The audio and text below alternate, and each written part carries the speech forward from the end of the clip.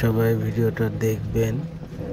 গ্রামের পরিবেশ, সকালের স্নিগ্ধ পরিবেশ কেমন লাগে, কার কাছে কেমন লাগে, এগুলো সবই রাস্তার আশেপাশে। এজন্য অনেক বাড়িঘর এবং লোকজন দেখা যাচ্ছে। মাঝে মাঝে সুন্দর প্রাকৃতিক দৃশ্য, গাছপালা এবং মানুষজন দেখা যাচ্ছে। বিভিন্ন ক্ষেত, কৃষি, বিভিন্ন ধরনের চাষ, কলা বাগান, বিভিন্ন ধরনের জিনিসই কিন্তু এখানে দেখা যাচ্ছে। তো সবাই পুরো ভিডিওটা দেখবেন এবং মন্তব্য করবেন যে কার কাছে কেমন লাগে গ্রামের পরিবেশ। কে কে আপনারা গ্রামের পরিবেশে এরকম যান অথবা সকালবেলা বের হন, সবাই জানাবেন কমেন্ট করে।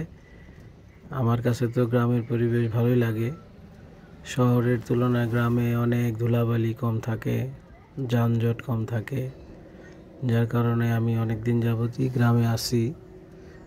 যদিও আমি শহরেই বড় হয়েছি, তারপরেও গ্রাম আমার কাছে অনেক ভালো লাগে। তো কার কার কাছে গ্রাম ভালো লাগে সবাই জানাবেন। আল্লাহ পাকের অপরূপ সৃষ্টি আমাদের এই বাংলাদেশ। গ্রামের কারণেই আমাদের পতাকায় সবুজের রং, লাল সবুজের পতাকা আমাদের। যে পতাকার শস্য শ্যামল, সুজলা সফলা বাংলাদেশের প্রতিচ্ছবি হচ্ছে সবুজ কালার। এবং আমরা যে ৭১ সালে দীর্ঘ ৯ মাস যুদ্ধ করে এই স্বাধীনতা অর্জন করেছি, সেটার প্রতীক হচ্ছে লাল। এই জন্য আমাদের পতাকার রং হচ্ছে লাল সবুজ।